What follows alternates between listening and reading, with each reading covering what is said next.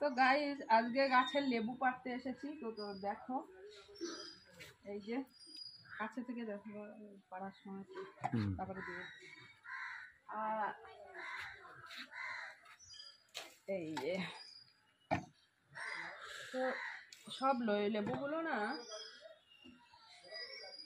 হলুদ হলুদ হয়ে যাচ্ছে, পড়ে যাচ্ছে। একটা পড়ে গেল, এই দেখো কাছে করে না, দেখো লেবুর সাইজ দেখো, পড়ে যাচ্ছে।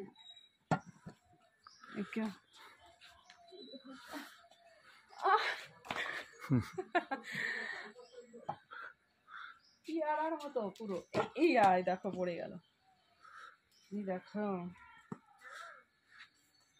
দাঁড়াও।